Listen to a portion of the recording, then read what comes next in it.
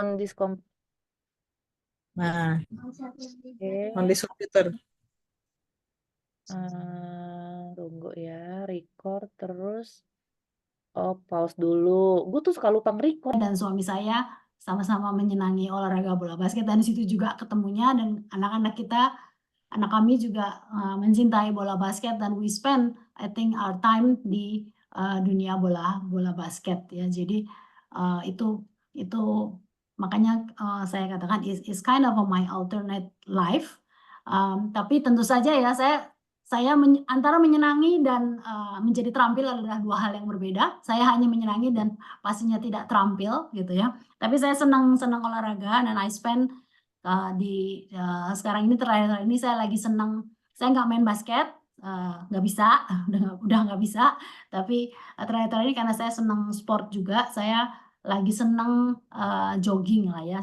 I'm enjoying easy running. Jadi itu kegiatan olahraga saya sehari-hari lah, kira-kira begitu. That's probably a bit introductions about myself ya. Ya, thank you so much Mbak Ellen, lengkap banget ya. Dan dari ceritanya Mbak Ellen benar-benar komplit ya, perempuan pekerja yang hebat, menjadi leader juga di kantor, tapi di rumah juga kayaknya deket banget sama keluarganya ya Mbak Ellen ya. Senang banget lihat fotonya, kayaknya benar-benar hangat gitu ya. Oke, thank you. Nah sekarang kita pindah ke Nita. Ya, Nita ini psikologi angkatan 99 yang sekarang menjabat sebagai HR Director di Philips Indonesia. Silakan Nita. Hai, thank you Mbak Dayu. Selamat malam semuanya. Ya, saya Henita Sitepu, dipanggil Nita, tahun 99. Sama kayak Mbak Ellen nih ya, kita punya sepasang ya Mbak ya, berkaitan dengan sepasang anak. Kemudian yang pertama udah kelas 10, dan yang kecil masih SD, kelas 6. Kalau keluarga kami ekstrakurikulernya itu di musik ya. Jadi kami bisa main musik ya. Kami semua bisa main musik baik otodidak maupun karena les. Dan I also spend my leisure time dengan social activities dan church activities lah. Kalau soal karir ya belum sepanjang Mbak Ellen pastinya. Mbak Ellen sudah lebih banyak ininya ya, asam garamnya ya Mbak ya. Jadi kalau aku 20 tahun lah ya. Dan di beberapa industri juga, ini aku show beberapa company yang sudah mengajarkan aku, membentuk aku menjadi pribadi yang sekarang. Jadi thanks for having me here, Mbak Dayu. Thank you ya Nita. Ini juga kelihatan banget, aku bisa ngebayangin kalau keluarga itu ada musiknya di dalam keluarga, pasti seru deh, kayak lagi boring-boring gitu, terus tiba-tiba ambil gitar nyanyi-nyanyi aja gitu kan. Keluargaku juga actually musician juga, karena kan suamiku musisi, ya. Tapi aku sama anakku nggak bisa main musik. Jadi aku punya anak dua, satu yang bisa main musik, aku nggak bisa. Jadi kita cuma jadi penonton aja, sama tepuk tangan. Tapi kalau kalian bisa semuanya main musik, ini keren banget sih. Jadi kayak band keluarga gitu kan. Keren banget ya Nita. Itu juga pasti kayak membuat me time atau quality time keluarganya juga lebih dapet ya. Even though kamu sibuk banget di luar gitu. Ya nggak sih Ya, kayak gitu ya. ya. Oke, thank you tadi Mbak Ellen dan Nita udah sharing. Nah teman-teman, jadi kita udah dapat kesempatan oke banget nih ya ketemu dengan dua orang Kartini modern kita yang dua-duanya punya banyak banget pengalaman leadership sebagai orang yang sangat banyak tanggung jawabnya pasti ya, dengan perempuan dengan aneka rupa perannya di rumah dan juga di kantor. Nah, jadi kita bisa nanya-nanya banyak nih ya tentang gimana sih berbagai challenge-nya ya ketika kita perempuan yang biasanya suka dianggap enggak deh kayaknya kalau jadi leader yang paling atas gitu kan ya. Tapi ini ternyata mereka berhasil gitu ya. Nah, nanti teman-teman boleh nih tanya ya. Kebetulan kita juga punya hadiah untuk teman-teman yang paling aktif, yang memberikan pertanyaan-pertanyaan meaningful ya. Aku share nggak ya nih hadiahnya nih di sini? Boleh ya di-share ya biar tambah semangat ya. Jadi kita punya hadiah ada 3 produk dari Philips ya. Aku sebutin biar makin mupeng. Yang pertama itu, tunggu aku ambil contekan dulu ya, karena namanya canggih-canggih banget nih. Ya, pertama ada satu Philips One Blade Hybrid Shaver, tuh ya. Yang kedua ada Philips Hair Dryer, aku aja kepengen, ya nggak sih? Kemudian ada lagi satu Philips Sonicare Toothbrush. Ya, terus masih ada lagi hadiah hiburan lagi, dari Psikologi UI 98 namanya Flori ya. Dia juga ngasih hadiah hiburan nih yaitu voucher GoPay senilai 150.000 untuk 3 orang ya. Jadi oke banget ya teman-teman, silahkan nih udah mulai mikirin punya pertanyaan apa aja untuk Mbak Ellen dan Nita di sini ya. Nah, supaya lebih gampang nanyanya, sebetulnya ada beberapa topik yang kita bisa bahas sama-sama. Nah, di sini nanti kita akan sama-sama ajak nih ya Mbak Ellen dan Nita untuk ngomongin topik per topik ini. Nah, yang pertama itu, yang paling sering muncul nih biasanya Mbak Ellen dan Nita kalau kita ngomongin perempuan dalam leadership itu biasanya tantangannya adalah gender bias, benar nggak sih? Ya kan, ada gender bias, ya kan, stereotype bahwa perempuan itu harusnya kalau mau jadi leader ya manajer aja lah, jangan tinggi-tinggi gitu kan, ya kan nanti kalau kamu tiba-tiba anaknya sakit, terus gimana? Ya kan, bisa nggak sih sampai harus memberikan waktu yang luar biasa penuh ya, atau macem-macem lah gitu ya, kayak aku dulu nih, aku kemarin cerita juga sama Nita, dulu tuh aku juga kepengen banget ya berkarir dan punya karir yang tinggi gitu kan ya, cuma pas awal-awal berkarir belum nikah nih padahal, orang tuaku udah ngomong ketika aku pulang dari kantor tuh malam, terus udah gitu sering banget keluar kota, "Nanti kamu kalau udah nikah tuh gimana sih? Suami kamu tinggal terus," gitu kan ya. Nah, jadi rasanya aku juga waktu itu, beda kali zamannya ya, nggak punya banyak informasi juga gitu kan ya, masih seperti zaman dulu juga, mungkin juga lingkupnya terbatas, jadi ngerasa banget tuh punya hambatan seperti itu. Saya nggak tahu, mungkin teman-teman yang sekarang ada juga bisa aja punya hal seperti itu. Nah, mungkin dari Mbak Ellen dan dari Nita mungkin bisa bergantian cerita juga kali ya, dirasain nggak sih hambatan-hambatan seperti itu ketika dari dulu sampai sekarang mungkin? Ya silahkan, mungkin siapa dulu ya? Mbak Ellen dulu boleh? Nanti terus mungkin Nita juga cerita nih, pasti ada juga ya, silahkan. Iya, jadi kalau kalau bicara mengenai 3 hal ini ya, ada gender bias, ada stereotypes, ada glass ceiling ini kelihatannya ini, mungkin nggak kita bilang sebagai makanan sehari-hari, enggak, tapi ini sesuatu yang sering banget gitu ya, aku temui gitu ya. Tapi bukan cuma aku temui sebenarnya, mungkin kata kuncinya adalah kadang-kadang, kita sendiri sebagai wanitanya kadang-kadang kita mengamini atau mengadopsi justru sebenarnya, certain biases, certain stereotype, atau mungkin tanpa kita sadar kita juga sebenarnya yang bikin glass ceiling itu ya kita sendiri, Mmm, gitu. Jadi oke, lingkungannya memang mungkin ada gender bias dan lainnya, ada stereotype. Saya punya banyak cerita gitu ya mengenai hal ini, tapi, one thing that I learn gitu, kadang-kadang kita ini saya sendiri juga mengalami gitu, saya sendiri mengalami kadang-kadang ini kita mengamini dan kita yang kadang-kadang mengadopsi ini ya seperti saya cerita gitu ya. Jadi ini a real challenge. Jadi, dan the best thing to the best way untuk address ini sebenarnya kalau menurut saya ya kita mesti accept dulu gitu bahwa ini ada mmm, dan ini kita put this into our conscious level, mmm, ini ada supaya kita bisa address gitu ya. mmm, iya. Jadi artinya kita nggak mendinai, "Enggak kok, nggak gitu kok," gitu ya, tapi emang kita Iya, ngertiin memang ya, memang itu very normal kadang-kadang orang punya pemikiran seperti itu, tinggal kita kemudian membuktikan gitu kali ya Mbak Ellen, bahwa kita iya, mungkin bisa gitu ya. Oke, mhm, thank you. mhm. Kalau Nita gimana? Ada juga nggak pengalaman yang seperti itu? Silahkan. Ya, yang aku rasakan kebetulan aku pernah di beberapa perusahaan yang memang male dominated di industri ya. Mmm, Sebenarnya kalau industrinya itu bukan male dominated juga nggak terlalu terasa. Tapi ketika kita berada dalam industri yang memang ya aku nggak akan sebut lah ya, tapi memang ada beberapa industri yang memang somehow gitu ya perempuannya lebih sedikit gitu, apalagi yang berkarir di level leadership. Nah di situ aku merasakan ada stereotip-stereotip seperti uh, mereka nggak akan ngomong gitu ya, tapi dari perlakuan kita tahu gitu. Misalnya ketika kita berbicara, sepertinya ideas sama contributions kita itu di overlook atau mungkin nggak easily get accepted gitu loh. Sedangkan kalau para male gitu yang berbicara, sepertinya sudah jadi sesuatu eh, apa ya kontribusi atau ide yang lebih mudah gitu. Itu yang aku rasain. Dan selain Hai selain itu, Ben, Mulai belajar. Hmm. Selain itu juga eh, baik eksplisit atau implisit ya, ada semacam ya, kalau perempuan tuh kalau tegas nggak cocok gitu ya. Aku beberapa kali diingatkan gitu ya, sebagai seorang perempuan ya harus nurturing gitu ya, Hmm.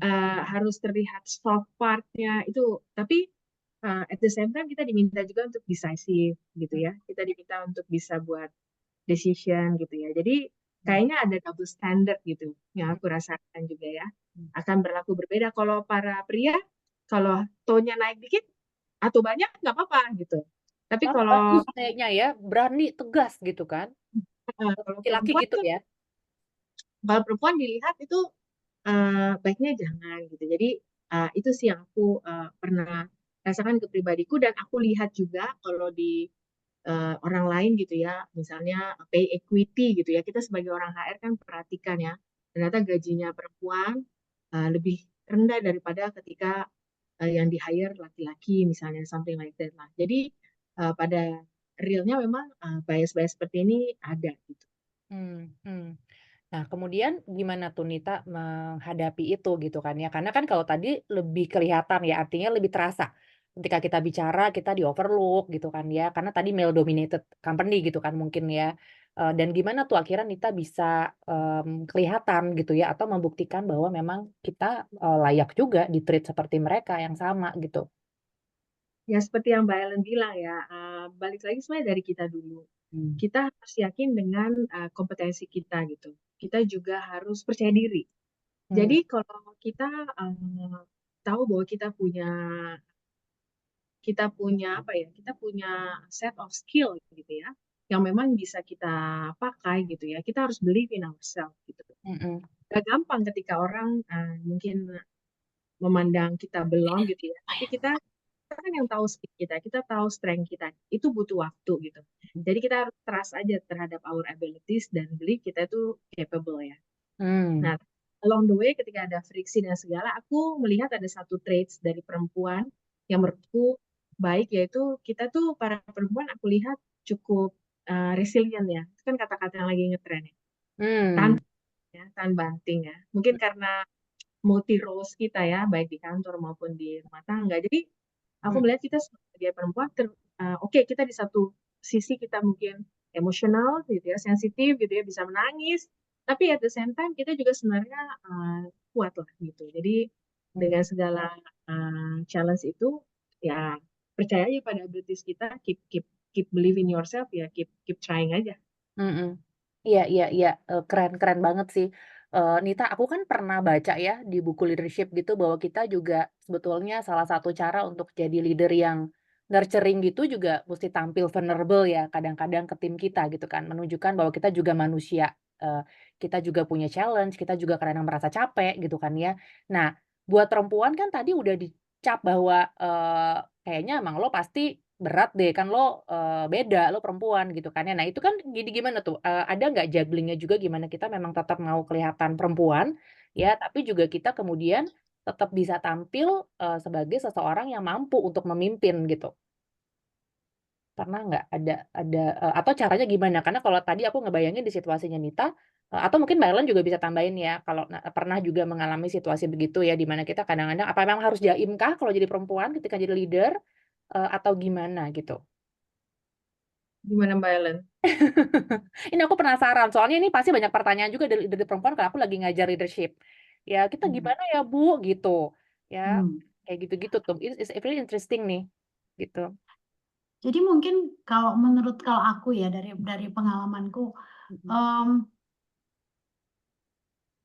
if we show our true colors gitu Hmm. ya, as women, Hmm. yang mungkin kayak misalnya kadang-kadang orang kan bilang, oh kalau women leaders itu lebih emotional gitu. Hmm. Nggak berarti, kalau menurut saya, I don't think it's emotional is the right word gitu. Tapi I think the most suitable word itu adalah mungkin lebih ekspresif gitu. Jadi Ah. lebih ekspresif. Jadi bahwa kita merasakan sesuatu, kemudian kita mengekspresikan, apakah dalam kata-kata atau mungkin mimik muka gitu ya. Itu menurut saya it's trait yang kita punya gitu. Tetapi menunjukkan bahwa being expressive gitu, it's actually not mean that itu akan jadi weakness gitu. Karena vulnerable it's nggak sama weak gitu. Vulnerable is actually sebenarnya kalau menurut saya if we are open ourselves to be vulnerable itu sebenarnya it's actually show some confidence gitu. Jadi mungkin misalnya sebagai contoh, kadang-kadang kan sebagai leader kita di expect untuk bisa bikin difficult decision gitu, Ya. difficult decision. Nah, as women ini saya sering ngalamin juga gitu, yang mungkin saya lebih ekspresif gitu. When things are so difficult gitu, barangkali akan terlihat dari my tone, cara saya gini. Tapi that doesn't mean bahwa kalau kita make ourselves being vulnerable, open untuk ditanya, untuk diajak berdiskusi, mungkin open to be challenged, tapi itu nggak berarti terus kita tuh jadinya nggak fokus terhadap apa yang menjadi deliverables kita gitu. Jadi kalau menurut saya ini dua hal yang berbeda gitu. Female leaders is actually if we stay true to ourselves, okay, I accept bahwa gue ini lebih ekspresif gitu ya. I put relationship goals as something that is important, tapi that doesn't mean kalau saya put relationship goals itu penting bukan berarti cuman relationship aja loh yang saya pikirin, tapi saya juga punya achievement goals gitu. Saya punya target yang saya mau jalanin gitu. Tapi itu tadi memang ya itu tadi kembali lagi ke kita apakah sejauh mana kita mengamini gitu ya terus ya malah ngikutin atau we actually want to rise above itu sih. Tapi itu juga saya ngomong gini nggak gampang. Kadang-kadang saya juga ya agak flip ke sini, agak flip Iya. ke sana gitu. Tapi Iya. it's real gitu. Yes. Dari Nita ada yang mau ditambahin mungkin? Silakan. Iya. Kayaknya udah lah ya. Memang ya be vulnerable ya tidak apa-apa. Apalagi nanti mungkin kita bahas soal work life balance ya. Ya Ah, kita nggak bisa tutupin ya. Jadi iya. di saat kita vulnerable itu ya sebenarnya kita bukan membuka kelemahan kita kan, tapi kita berharap ada support untuk strengthening us gitu.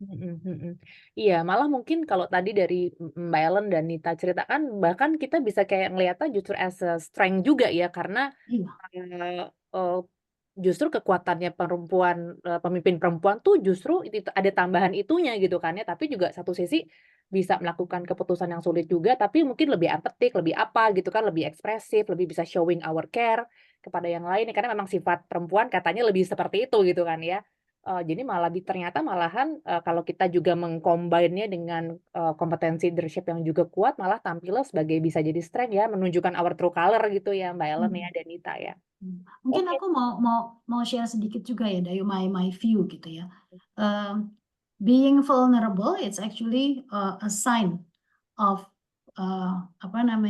making ourselves being seen as vulnerable itu sebenarnya a sign bahwa we're actually quite confident dan itu bukan terjadi cuma sama perempuan ya. Ya. Sama male leaders juga sama gitu. Saya notice banyak sekali male leaders juga gitu ya di saat-saat harus ngambil difficult decisions yang berhubungan dengan orang gitu ya.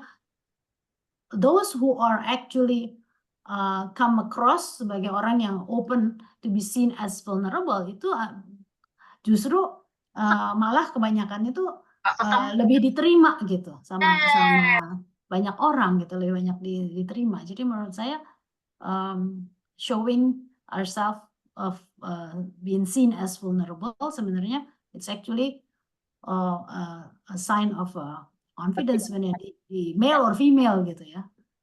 Betul.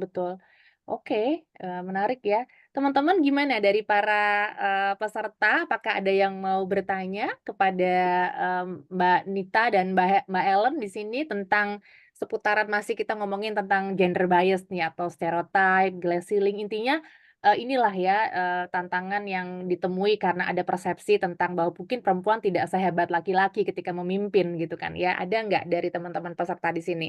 Sebelum kita lanjut ke, topik selanjutnya.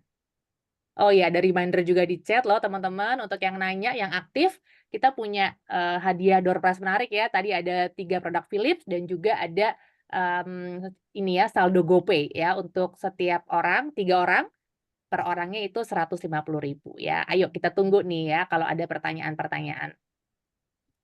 Oke, kalau belum ada, kita lanjut nih, Mbak Ellen dan, Nita ya, tentang, success story-nya nih sekarang ya. Gimana sih tadi kan sebenarnya udah rada disentuh sedikit sih tentang gimana Mbak Ellen dan Nita juga udah ibaratnya mendobrak ini ya, stereotype itu gitu kan, menunjukkan bahwa kita mampu sebagai pemimpin perempuan gitu kan, dan akhirnya juga bikin kontribusi yang luar biasa pasti di setiap, karirnya Mbak Ellen dan Nita gitu kan ya. Mmm, Gimana nih caranya kita bisa, mengajak teman-teman perempuan untuk menjadi, leader ya? Saya juga pernah ikutan program juga di beberapa perusahaan di mana mereka memang me-encourage banget perempuan itu jadi leader, karena kekurangan leader perempuan biasanya, ya. Nah, itu pernah nggak ditemui juga sama Mbak Ellen dan, Nita gitu kan. Terus sebetulnya gimana nih ya kita, menginspirasi mereka nih untuk mereka mau jadi pemimpin perempuan, lagi ya, lebih banyak lagi gitu. Silahkan Mbak Ellen dan Nita. Mhm. Ya, Mbak Ellen dulu mungkin, ya. Oke, mungkin untuk ini saya mungkin mau cerita kali ya, mau cerita my personal, experience gitu. Jadi, mmm, waktu itu, ini udah lumayan lama ya kejadiannya, tapi ini buat saya pembelajaran yang penting gitu. Ini yang mempengaruhi saya seterusnya gitu. Jadi waktu itu saya ingat gitu bahwa, mmm di usia yang mungkin saya bisa katakan itu relatif muda lah, di usia yang relatif muda itu, saya diangkat sebagai director gitu ya, sebagai director. Tetapi sebenarnya di saat itu saya berada di titik di mana saya tuh, apa namanya, saya tuh, hamil anak kedua gitu. Nah, dan waktu itu saya saya waktu itu punya belief gitu ya, kalau bahwa antara career dan family itu adalah 2 hal yang nggak bisa dicampur, nggak bisa berjalan bareng, bagus dua-duanya tuh nggak bisa. Hmm. Jadi harus dipilih salah satu. Either you wanna focus on your family, jadi karirnya di slow down, atau you focus on your career, family-nya kita jadi second priority. Jadi nggak bisa dua-duanya jalan bagus gitu. Jadi pas saya, jadi kayaknya lucu ini tiba-tiba, saya diangkat, saya lupa mana duluan, diangkat jadi direktur kemudian saya hamil atau saya hamil dulu terus kemudian diangkat jadi direktur, saya lupa nih persisnya karena udah lama nih anak saya juga udah gede nih sekarang ya, anak saya yang kedua. Tapi waktu itu yang menurut saya, waduh, at that time waktu saya punya anak yang kedua dan lain, saya sebenarnya sudah siap gini, saya mau slow down in my career gitu, karena nggak bisa. Boro-boro slow down, ini tancap gas malah ditancap karena di-assign as a director gitu. Nah, saya tuh waktu itu, aduh, mati deh gua. Jadi kira-kira gimana ya? Gua mau tolak kok gimana tolak ya? Nggak bisa juga tolak gitu. Serba bingung gitu. Jadi tapi waktu itu, the key takeaways waktu itu saya cuman, oke lah kalau Tuhan izinkan ini terjadi sama saya, ini pasti ada maksudnya. Saya jalanin aja gitu. Saya jalanin aja dan pada kenyataannya itu bisa loh jalan dua-duanya. Nah, pertanyaannya mungkin ini, apa ya kuncinya kok bisa jalan dua-duanya? Apakah saya segitu hebatnya? Jawabannya enggak. Bukan saya segitu hebatnya, tapi jawabannya yang menurut saya ini learnings yang paling penting yang saya pakai sampai sekarang, kita itu tidak semua persoalan hidup itu harus kita selesaikan sendiri. Seeking help for others itu menurut saya penting. Terus terang saya ini bukan karena saya hebat gitu, saya bisa enggak gitu, tapi saya banyak dibantu oleh orang tuh. Definitely my husband, tapi keluarga saya, even teman dan lain-lain gitu. Jadi, menurut saya ini yang juga kalau saya reflect back kadang-kadang kita as a women mungkin karena pola asuh kita dari kecil tuh kita sudah harus juggling with too many roles. Jadi seolah-olah saya harus bisa mengerjakan semuanya sendiri gitu. Tapi pada kenyataannya saya rasa nggak begitu gitu. Bahwa saya bisa mengerjakan semuanya, tapi kalau saya juga minta bantuan orang lain gitu. Jadi selalu ada orang-orang yang sebenarnya membantu saya, mendukung saya gitu. Tapi ya success story ini buat saya, pengalaman ini buat saya penting gitu, bahwa karir sama keluarga tuh ya nggak selalu harus terpisah gitu. Pilih salah satu gitu ya, pilih salah satu di antara dua. Itu satu takeaway saya. Yang kedua, kalau kita minta, jadi part of the solutions adalah seek for help gitu. Tidak usah semuanya harus dikerjakan sendiri. Itu sih mungkin kalau saya cerita mengenai success stories itu ya kira-kira itu ya, apa insight saya ya. Iya, artinya memang mendapatkan support dari lingkungan juga penting ya, Mbak, dan kita juga secara proaktif mencari dukungan itu gitu ya, Iya, mau kita ter harus proaktif cari gitu ya, karena jangan nungguin siapa kira-kira mau bantuin gua ya, aduh agak susah ya gitu. Maksudnya kita mesti proactively iya. cari gitu bantuan itu. Lagi-lagi kita melihat, kita mengakui kita punya problem apa, lalu kita bisa Ya. seek ke mana gitu kira-kira ya, Mhm. Mbak Ellen ya. Mhm. Kalau nggak salah kemarin Nita juga cerita deh mirip-mirip kayak gini ya nggak sih, yang kamu juga juggling gitu, and then you have to, put priority di beberapa tempat dulu and then you get back gitu-gitu ya, Nit? Boleh nggak di-share juga? Ya silakan. Ya, kayaknya kita in one point of our life ya, aku belajar dari cerita-cerita lah ya, cerita-cerita teman-teman karena ya waktu kita kuliah di psikologi kan pasti many of our friends kan female gitu ya. Jadi aku ngeliat gitu ya, kenapa udah nggak kerja lagi gitu ya. Dan keluarlah cerita-cerita seperti apa yang Mbak Ellen ceritakan gitu ya. It's always about kita merasa apakah memang kita nature-nya di rumah gitu ya. Dan apakah kita malah melantarkan keluarga kita ketika kita pursue our career gitu. Nah, same story with mine. Aku kalau dilihat tadi perjalanan karir, aku tuh pindah sebenarnya bukan untuk mencari posisi, tapi mencari tempat untuk bisa menghidupi keluarga while at the same time tetap bisa balancing life gitu ya. Tapi kenyataannya sulit. Dan ketika saya anak perempuan sendiri, terus abang dan adik saya gitu ya, orang tua sakit keduanya. Jadi ya kita harus ini ya, kita harus put priority ya. Jadi saya akan leave the company gitu ya, tapi I will not leave my job gitu kan. Saya tuh commit dan loyal to the profession, tapi karena my priority, saya akan mencari tempat yang memang ada waktu lebih untuk keluarga saya pada saat itu. Gitu. Jadi saya akan willing untuk get my pay cut gitu ya, salary itu turun nggak apa-apa gitu ya. Yang penting deket gitu. Jadi disitulah saya merasa sebenarnya itu jalan kesuksesan saya juga. Kalau saya waktu itu ngotot gitu ya, mungkin ada yang saya korbankan gitu ya, entah ke keluarga gitu ya, entah penyesalan, tapi saya nggak pernah ada penyesalan gitu ya.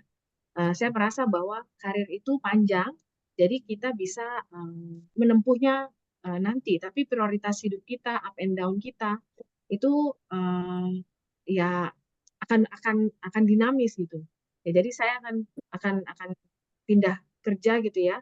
Nah, pemilihan saya selalu kalau bisa company-nya yang kecil kan gitu.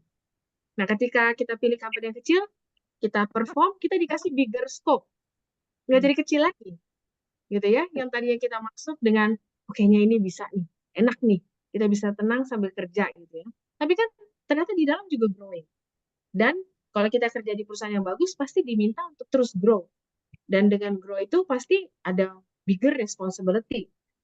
Dari situ kita semua yang aku lakukan sebagai, aku rasa sebagai membantu aku, ya aku harus mengajak semua keluargaku untuk ikut bareng gitu ya. Ya termasuk anak-anak. Jadi aku terbiasa bawa anak-anakku ke kantor. Aku terbiasa untuk mereka tahu bagaimana maminya kerja gitu ya. Dan setiap aku pergi keluar kota, aku akan bilang ke mereka bahwa I'm not leaving you guys gitu. I'm working gitu untuk kita semua gitu ya.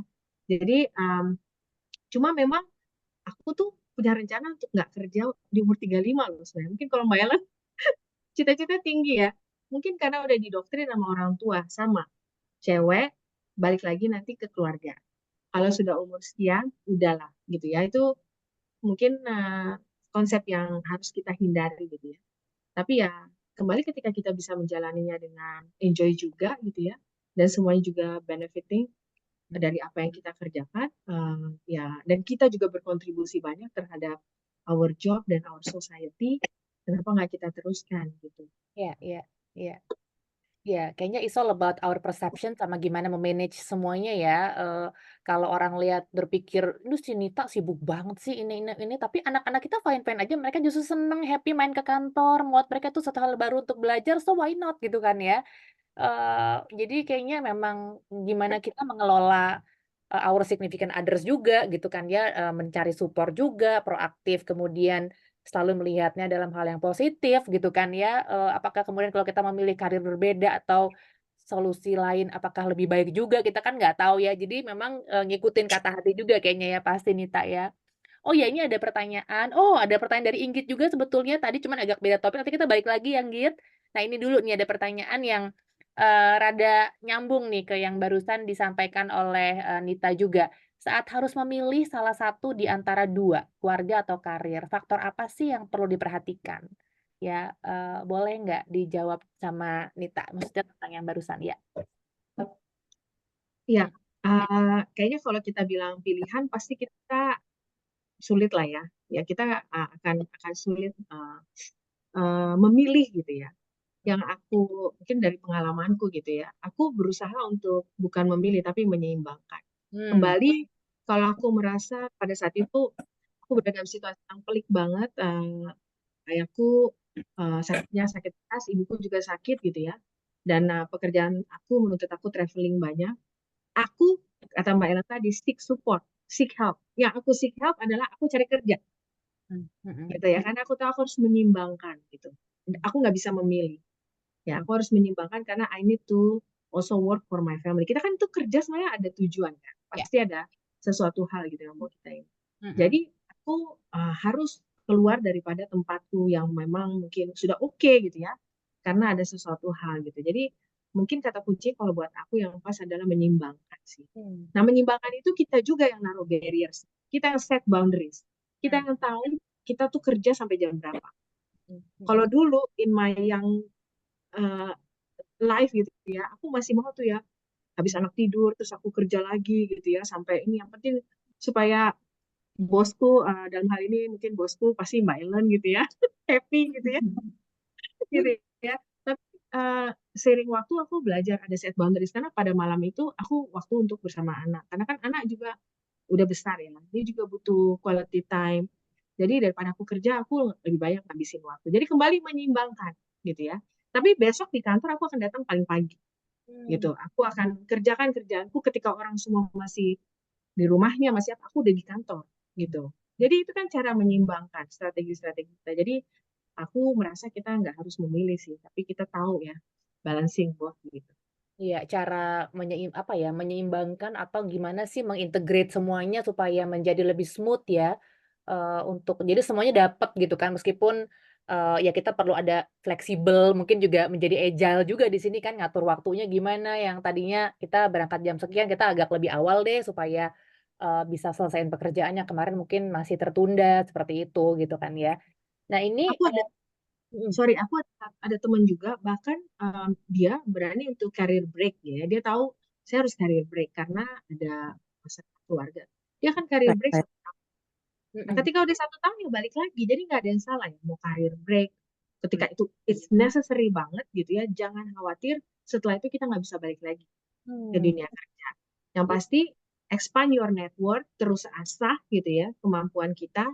Ada masa-masanya kita career break pun kita tetap bisa balik gitu. Mmm. Ini even though di posisi women leader leader nih, artinya balik jadi leader lagi nggak sih Nita, kayak gitu Ya, bisa ya? bisa banget, Bisa ya, bisa Mbak, Ellen? banget. Mmm, Ya, gitu ya. bisa. Lagi-lagi Iya, tergantung kompetensinya juga. Ya silakan Mbak Ellen, mhm. iya, tapi kalau buat aku lihatnya gini ya, mmm, setiap dari kita, setiap orang itu pasti punya, unique situation gitu ya. Kadang-kadang ini tergantung macam-macam lah, tergantung, situasinya, timing-nya dan lain-lain. Jadi kadang-kadang memang kita bisa, eee, tidak perlu harus memilih gitu ya. tapi kadang-kadang memang tidak ada cara lain kecuali memilih. Hmm. Dan kalau memilih itu terjadi, pertanyaannya faktor apa sih sebenarnya yang dipertimbangkan gitu ya. Nah, kalau buat aku ini sebenarnya akan balik lagi ke masing-masing orang. Jadi value system atau belief sistem setiap orang kan pasti beda-beda. Ada yang melihat misalnya family itu lebih besar bobotnya, ada yang melihat actualizations itu lebih besar, ada yang mungkin melihat financial security lebih besar, ada yang melihat itu menurut aku at the end of the day itu harus kembali kepada masing-masing gitu. Jadi yang paling perlu dipertimbangkan adalah our own value system, karena kalau value-nya nggak terpenuhi gitu ya, belief-nya tuh nggak kena, itu agak susah mencapai happiness-nya gitu, apapun yang kita pilih gitu. Nah, yang seringkali kita lupa tuh kadang-kadang kita tuh nggak apa ya, nggak mau Punya value. ngobrol gitu sama Oh, diri sendiri, iya apa ya gitu, buat iya, gua apa ya, pilih ini, mana yang penting ya? Karena nggak ada yang benar, nggak ada yang salah gitu. iya. Mm-mm. Bener apa salah tuh ya hanya diri sendiri yang tahu. Benar artinya memang sesuai dengan value kita dan lead us to happiness. Ya salah kalau tidak sesuai dengan value kita dan uh, not leading us towards happiness gitu kalau menurut aku ya. Malah merasa bersalah gitu ya. Iya. Dan itu semuanya benar untuk semua orang. Jadi benar apa enggaknya tuh ya menurut aku balik ke value atau belief systemnya gitu ya. Iya, jadi, kalau untuk yang tadi saya rasa sih mungkin bukan memilih, tapi lebih ke meng-identify your own personal value dulu, gitu kan ya. Iya. Kita tahu mana yang paling penting untuk diri kita secara jujur kan, karena itu bukan our parents value gitu ya, but our own value gitu ya. Atau mungkin value-nya suami, enggak, tapi kita gitu sebagai Iya. perempuan, kita dalam hidup itu mau seperti apa yang jadi guidance kita gitu ya, Mbak Ellen. Jadi itu akan lebih gampang biasanya menentukan kita mau pilih yang mana duluan tanpa merasa Mhm. bersalah kan, biasa gitu Iya. ya? Kayaknya gitu ya? Oke. Oke, mudah-mudahan, bisa menjawab untuk, Kakak Is di sini yang bertanya ya. Ada lagi pertanyaan, tapi sebenarnya ini juga udah mulai nyambung ke arah, ini sih mental health ya. Tadi kan udah disebut-sebut juga mengenai keseimbangan, mungkin akhirnya kita bisa nyambung juga ke sini. Kalau di satu titik ini pertanyaan dari Mbak Putri, burnout terjadi, misalnya, udah nggak kuat lagi gitu kan ya, apa sih immediate action yang bisa dilakukan untuk protect our mental health ya? Stres yang pastinya juga dialami ya, kan meskipun kita leader perempuan juga kita manusia biasa ya, tentu kita bisa stres juga gitu kan, dan kita queen of the home juga nih katanya ya. Terus gimana tuh kita me-manage itu gitu supaya nggak jadi burnout, nggak jadi stres yang jadi sakit badan gitu kira-kira Mbak Ellen dan Nita? Silahkan. Coba Mbak Ellen, advice Mbak Ellen dong. Nita juga minta advice nih ya ternyata ya ke Mbak Ellen. Kalau kalau saya tuh selalu kembali ke ini tadi, seek help gitu. Seek help tuh bukan harus going to the professional gitu, tapi kadang-kadang, seek help from our significant others itu membantu gitu. Saya juga ada masanya di mana itu saya tuh udah kayak apa namanya, saya juga udah nggak tahu gitu, saya mau ngapain lagi nih saya sama sama my work and my career gitu. Saya nangis dan lain-lain itu terjadi gitu. Tapi waktu itu, eee, sama suami saya kita ngobrol tapi then that helps a lot gitu. Tapi kalau misalnya memang oke dengan our significant others itu, nggak belum bisa menyelesaikan, belum bisa membantu, maybe we need to seek help from professionals yang memang mungkin lebih punya, apa ya, skill set-nya, framework-nya, and that there's nothing wrong about that, gitu. Jadi, yang pertama kali harus dilakukan adalah seek for help gitu. Again, battle itu nggak harus kita selesaikan sendirian aja kok, gitu. Mhm, Enggak, gitu. iya. Kalau saya sih meyakininya begitu ya, saya nggak punya tips, apa ya, silver bullets gitu ya, yang keren gitu. Buat saya, kalau saya selalu itu begitu, nggak semua. Jadi tidak harus selalu persoalan hidup itu saya beresin sendiri. Mhm. Iya, tapi kadang-kadang mau seek help aja tuh kita suka ragu kan, Mbak. Apa kita boleh ya seek help gitu kan ya, or even untuk menangis aja kita pantas nggak sih nangis gitu kan kadang padahal sebenarnya Mhm. itu pertolongan pertama kali ya, Mbak. Nangis tuh Iya dia paling enak gitu kan, buat iya, laki karena juga kalau nggak apa-apa kalau ya. Karena menurut saya, ini saya nggak tahu mungkin kan kembali lagi ini mungkin karena, eee, pola asuh gitu ya, karena kita juga harus sadar itu sama our own self limiting belief gitu ya, Hmm, bahwa ini as bos nggak boleh nangis gitu ya, katanya, nanti hmm, katanya kalau bos nangis, oh emosional gitu misalnya, oh sama seperti bilang nggak boleh nangis, nangis tuh tanda kelemahan gitu. Terus ya, kalau gua breakdown artinya memang gua nggak cocok jadi leader. Lah kata siapa? Itu kan kata kita sendiri sebenarnya gitu kan. hmm, hmm. Iya, iya. Oke. Kalau kalau aku soal burnout ya, baik yang aku alamin atau orang alami. Nah, ini yang lucu. Burnout itu dialami oleh siapapun. Aku melihat para male leaders itu kalau burnout dia lebih parah aku bilang. Serem. Itu serem gitu ya. Dibanding kita burnout, ya itu tadi aku bilang kita punya dianugerahi gitu oleh kekuatan ya, entah dari mana gitu ya, pasti dari Tuhan gitu ya. Sehingga kita mampu karena kembali kalau kita bicara burnout itu sebenarnya eh, nggak ada gender ini ya, semuanya bisa. Tapi mungkin buat para male kayaknya nggak kelihatan gitu ya. Padahal bisa aja dari semakin banyak mungkin rokok yang dia isap itu sebenarnya kan tanda semakin banyak makanan yang itu tanda-tanda dia pelampiasan. Sedangkan perempuan menangis aja langsung dibilang oh gitu ya. Padahal yang laki yang lebih banyak minum kopi, lebih apa itu kan tanda-tanda. Nah, aku setuju sama Mbak Ellen gitu ya, seek help. Tapi mungkin yang menarik Mbak Ellen punya supporting mungkin spouse teman yang bisa jadi teman bicara. Gimana kalau kita nggak punya gitu kan?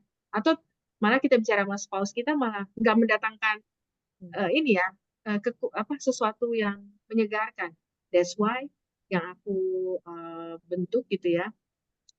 Kebetulan suamiku juga good listener. Tapi waktu dia memberikan kata-kata untuk dia nggak terlalu pintar lah berkata-kata gitu. Jadi yang aku buat yang aku selalu punya, aku selalu mencari siapa yang bisa aku jadikan mentor gitu. Hmm. Mentor secara informal. Jadi Hmm. aku akan selalu stay connect dengan atasan-atasanku yang dulu ya. Para orang-orang yang aku anggap bisa memberikan aku solusi. Sebenarnya kita stres atau burnout itu kan ada sesuatu. Ya. Jadi tadi Mbak Ella sebut soal solusi. Jadi aku cari tahu kalau memang aku nggak ngerti knowledge-nya, situasinya, aku nggak pernah hadapin, ya aku akan cari tuh siapa orang-orang yang aku yakin udah pernah ngalamin, aku akan ajak ketemu. Aku akan telepon tanpa malu gitu ya.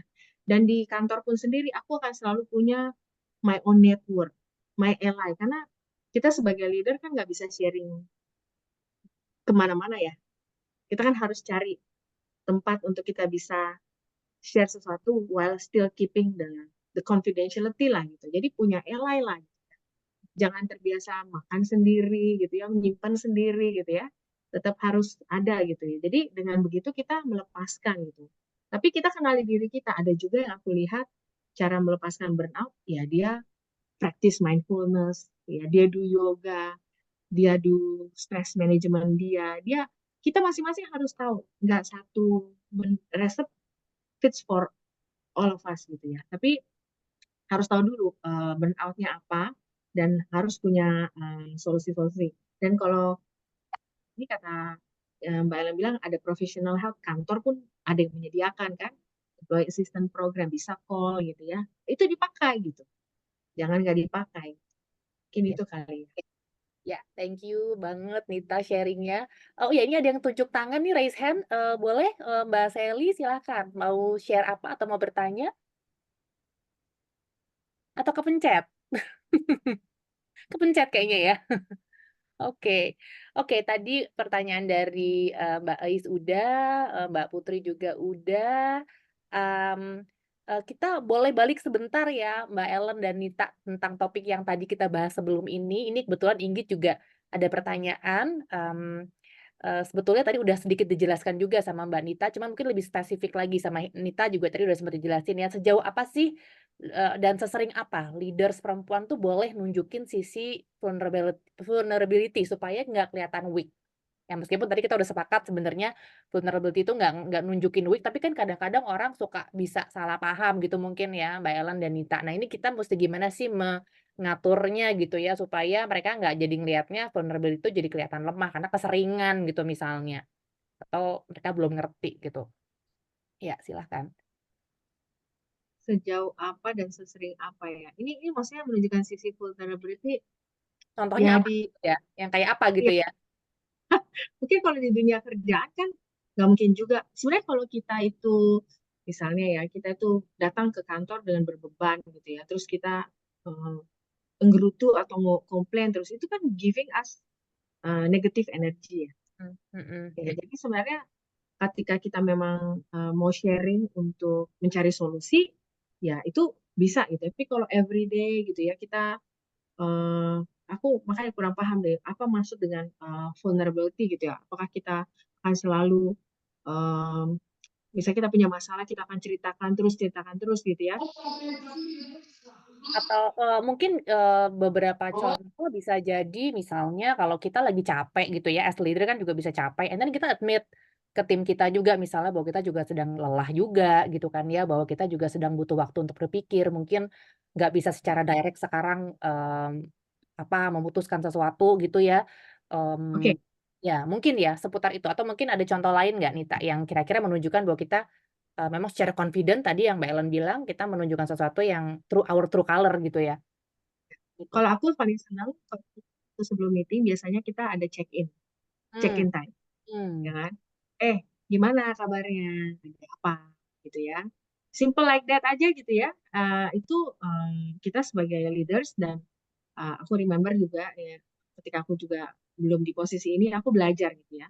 Bagaimana atasan-atasanku yang baik aku rasa ketika sebelum masuk ke situ dia akan taruh 10 menit gitu ya. Oke, mmm, masing-masing ya. Apa yang kita rasakan. Nah, ketika dia pick something, kalau kita rasa memang ada yang perlu kita dalamin lagi ya nanti sesudah sesi itu kan mhm, ya mhm, kita mhm. akan bicara misalnya dia bilang "Ah, anakku sakit kemarin dia ini gitu ya opname dan segala ya, dia nggak mungkin kita entertain di meeting itulah ya Mmm, ya kan tapi habis itu ya kita akan have a separate session lah untuk bisa menunjukkan bahwa show that we care gitu nah sebenarnya di dalam kita menjadi vulnerability sebelum meeting itu kita boleh bilang saya lagi beban nih anak saya sakit gitu ya iya, jadi saya I find it's hard for me to concentrate gitu at this moment itu kan vulnerability gitu ya jadi ya saya rasa whenever memang kita ditanya how are you doing gitu ya it's okay to say that I'm doing well gitu ya atau memang lagi banyak ada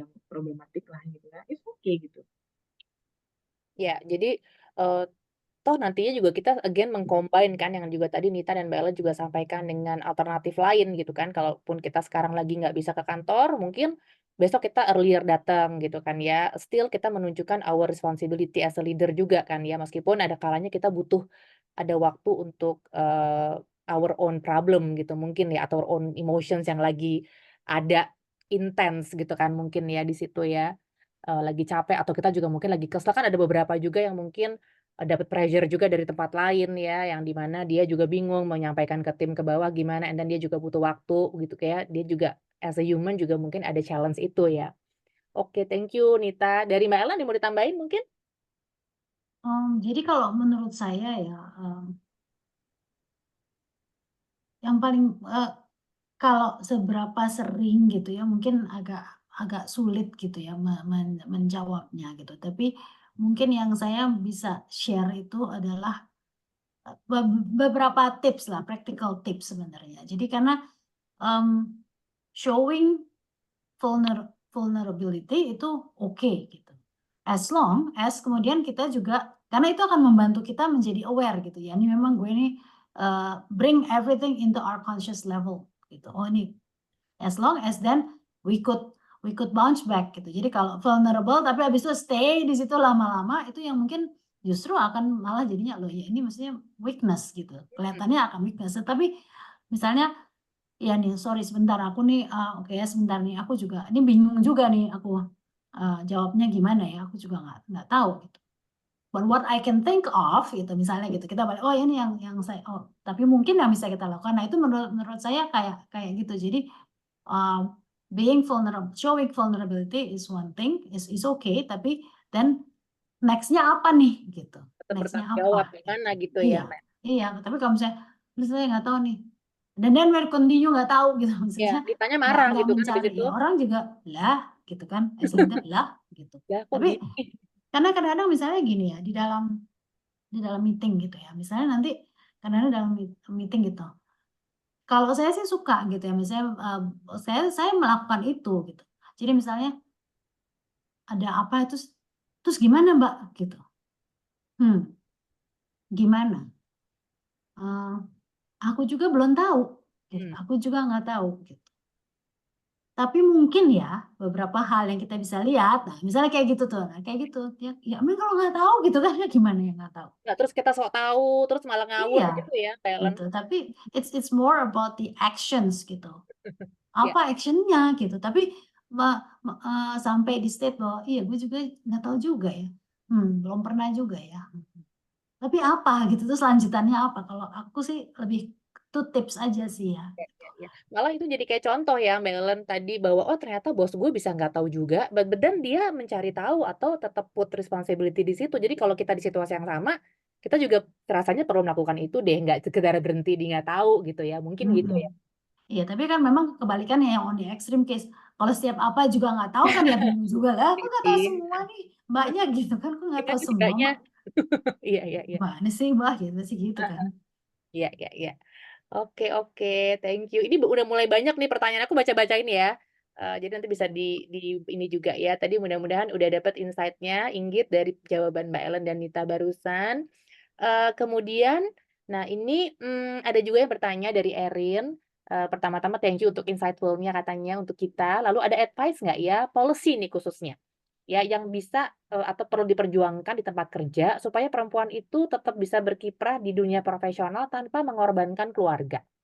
Nah ini gimana nih, Mbak Ellen dan Nita? Mungkin kalau sekarang ada work life balance, ada juga work life integration gitu kan kira-kira ya. Nah itu, dijalankan juga nggak sih, ada tipsnya nggak dari pengalaman karirnya Mbak Ellen dan, Nita? Ya, mau Nita dulu atau Mbak Ellen dulu silakan? Mhm. Mbak Ellen, silakan Mbak. Kalau kalau policy gitu ya, ini memang, policy itu menurut saya tergantung juga readiness dari organisasinya, gitu, Mmm, ya. Tapi, biasanya, memang tidak mudah gitu, membuat sebuah policy, karena kalau policy itu intinya adalah itu kan akan menggovern seluruh seluruh, aspek di organisasi dan kadang-kadang ini, eee, jadinya bisa bisa overshooting gitu ya kalau kalau policy ya. Kalau menurut saya agak sulit bikin bikin policy yang yang yang yang bisa berlaku untuk semua. Tapi ada certain, eee principle atau practices yang sebenarnya, eee, mungkin juga bisa di-adopt oleh beberapa company. Misalnya di beberapa company yang saya tahu tuh biasanya kalau yang misalnya contohnya, ibu-ibu yang baru, moms yang baru selesai, maternity leave gitu. Nah ini tuh, ada company yang memang, mulai, eee, pemberian itu ada orientation period-nya gitu ya. Jadi, mungkin baru masuk pertama, di apa namanya, dikasih ininya, load-nya, ini tadi mungkin ada pertanyaan juga seputaran itu yang udah lama misalnya nggak kerja kantoran itu, jadi dibikin as a small objective rather than dikasih semuanya gitu misalnya. Itu kalau untuk yang kembali, dari maternity leave misalnya. Tapi banyak juga sebenarnya untuk membantu ini mungkin sifatnya kalau menurut saya justru bukan policy gitu ya, tapi lebih lebih kepada, we develop the leaders gitu supaya, leaders ini juga bisa becoming, support system gitu for women. Jadi ini yang saya biasanya kalau saya lebih percayanya tuh ke situ ya, karena policy itu kan sesuatu yang tertulis kadang-kadang, mmm sulit gitu, Kak, untuk bisa menjalankan apa yang menjadi spirit-nya sebenarnya gitu. Kalau saya sendiri lebih percayanya gitu, lebih baik kita empowering leader-nya sebenarnya, semua leaders-nya untuk bisa, support gitu. Artinya leader perempuannya itu tuh Mbak, eee, Leader perempuannya dan leader dan male leader juga semua gitu. leader ya untuk saling Heeh, support. dan Oke. saya ngalamin loh, saya punya banyak, male leader yang is actually very supportive. Oh. Very supportive. Jadi sampai terus dia bilang, "Ellen, if you need to leave, you leave now. It's okay. You should be able to manage this. You need to go now," gitu. Waktu itu anak saya jatuh gitu. Saya ingat itu, anak saya dia kelas berapa ya? lupa sih sempat kecil jatuh tuh sampai luka parah gitu. Satu dari tengah meeting terus saya kaget, dia bilang, "What happened?" "Enggak nih, ini my boy di sekolah lari-lari nabrak tiang besi," gitu ya. Terus, eee, "You need to leave now," gitu. Ya udah pergi aja nanti we should be able to manage this. Menurut saya yang kayak gitu tuh yang sangat membantu dan itu nggak pakai policy, itu it's more about we empower the leader. Jadi mereka mengerti ini sih. Jadi mendevelop culture-nya, mendevelop Iya. grupnya ke situ, itu lebih engaging dan long lasting ya, Mbak Ellen Iya, mungkin. daripada policy, karena policy kalau spiritnya nggak ada tuh susah gitu ya. Jadi Kayak perusahaan dibaca, produk ini polisi bikin terus ini ya, bikin yang ini. ngurusin itu, semua dihitung gitu ya, Mbak? Mhm. Jadi begitu ya. Oke, dari Nita mungkin ada yang mau disampaikan juga? Ya, I think Mbak Ellen setuju ya dengan Mbak Ellen bilang ya, it's about the culture. Tapi kalau kita memang harus masuk ke dalam policy gitu ya, karena lagi-lagi kalau organisasinya besar, tetap harus ada yang govern gitu. Nah, kebetulan di saat ini aku kerja di dua dunia ya, satu di komersialnya, satu di pabrik ya. Mmm, Pabrik kita itu didominasi oleh female workers. Jadi kita punya 3.000 karyawan, operator gitu ya, para perempuan gitu. Nah, oleh karena itu kita harus put policy. Yang kami lakukan di tempat kami, peraturan perusahaan, peraturan pemerintah juga kan sudah naruh basic lah ya, pasti ya terhadap kesejahteraan. Nah, contoh ada tempat untuk menyusui gitu ya. Nah, jadi yang aku bilang mungkin policy yang harus kita lihat implementasinya terjadi nggak? Apakah tempatnya ada layak gitu ya? Jadi bukan hanya soal policy, tapi pelaksananya sudah betul-betul sesuai. Jadi waktu aku took this role gitu ya, yang benar-benar aku lihat bukan hanya sekedarnya ada gitu, tapi betul-betul sudah dengan kualitas, dengan fasilitas yang memang membuat pekerja itu merasa dihargai dan disayangi gitu ya. Jadi kita lihat tempatnya. Terus yang kedua, diberikan waktu nggak untuk dia boleh pumping gitu. Karena ada tempat, tapi habis itu manajernya tidak allowing, itu juga kan nggak pas. Jadi akhirnya kita masukkanlah di dalam policy, diberikan waktu untuk ya, untuk boleh kalau dalam masa breastfeeding ya dia boleh memakai itu ada waktunya gitu. Karena kan kita tahu ya setiap 4 jam harus belum pompa. lagi kalau harus sholat gitu kan. Jadi kan banyak waktu yang harus diambil. Jadi ya mau nggak mau kita harus perjuangkan itu untuk masuk gitu ya. Ya, karena kembali ada kualitas perempuan lain yang baik, tapi at the same time ketika dia dalam periode itu kita harus berikan kita harus support juga itu kalau soal policy.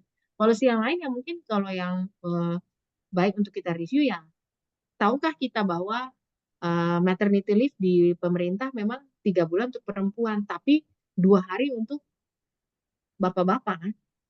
Iya kan? Diperjuangkan tuh di DPR 40 hari ya kalau nggak salah, tapi kan kita belum tahu. Jadi that kind of policy yang mungkin harus kita perjuangkan juga ya. Artinya kita bukan hanya ngasih buat perempuan, tapi yang laki-laki juga harus kita lihat. Yang lain-lain berkembanglah dengan kebijakan perusahaan, kesiapan perusahaannya gitu. Tapi at least apa yang pemerintah set sebagai basic bukan saja ada, tapi pelaksananya sudah pas nggak? Sudah diterima baik nggak? Ya jangan hanya sebagai tulisan saja, tapi dalam pelaksanaannya pun tidak bisa dilakukan. Iya, jadi, policy ini juga sepertinya, menguatkan ini ya, kayak endorser juga ya, bahwa, "Oh, saya boleh melakukan ini." Jadi ada ketenangan juga untuk para pekerja perempuan gitu ya, mungkin ya, Nita, ya? Sehingga mereka juga lebih confident, "Oh, gue boleh kok melakukan ini, so it's okay." Gitu ya, mungkin ada gitu ya. Jadi lebih confident juga untuk menuju ke posisi yang lebih tinggi gitu, karena disupport ya. Mbak Ellen mau menambahkan lagi? Silakan, Mbak. Enggak sih, saya pikir yang poin dari, Henita itu penting banget ya. Kadang-kadang, mmm, policy itu bukan cuman sekedar apa yang tertulis, tapi sebenarnya itu kayak kayak endorsement gitu untuk apa. Jadi meng-encourage orang untuk melakukan dan melaksanakan gitu ya. Ya. Karena kembali lagi nih kadang-kadang, seperti yang saya bilang di awal, kadang-kadang, eee, female workers itu kadang-kadang tuh, punya self limiting belief gitu, yang kemudian mengamini gitu bahwa misalnya gini, "Nggak boleh nih sebenarnya saya nih harus kerja gitu, nggak boleh ini breastfeeding," dan lain-lain seperti itu. Kadang-kadang mengamini itu. Nah, dengan adanya policy sebenarnya itu kan justru malah, it's actually boleh loh dan ini sebenarnya kamu punya haknya, kamu bisa pakai itu. Nah, itu Mhm. Karena kita ini kadang-kadang saya juga ngomong gini ya karena saya juga suka begitu gitu, kadang-kadang, "Udahlah nggak enak," gitu dan, "Nggak enak lah," gitu. Jadi we put others over us gitu ya. Ya udah nggak usah lah, nggak enak. Tapi kalau ada polisi kadang-kadang itu tadi, oke jadi sebenarnya ini oke loh, nggak ada yang salah nih, bukan gue nih pegawai aneh nih, bukan gitu. Pegawai yang mau enaknya sendiri nih, Gitu gitu kadang-kadang ya kalau kan, kalau kalau kita tuh suka banyak mikirnya gitu kan, udahlah nggak enak kayak nggak gitu. enakan. Terus Mhm. ngumpet-ngumpet gitu kan ya, Iya ditanya, gitu. "Kamu dari mana?" "Enggak kok dari kamar mandi," padahal habis mompa. Jadi kan deg-degan, mompanya deg-degan ya kan. Saya juga Iya pernah padahal kalau misalnya dikasih tahu juga ya nggak apa-apa juga kan, ini kan kita iya. kita punya self limiting belief sebenarnya.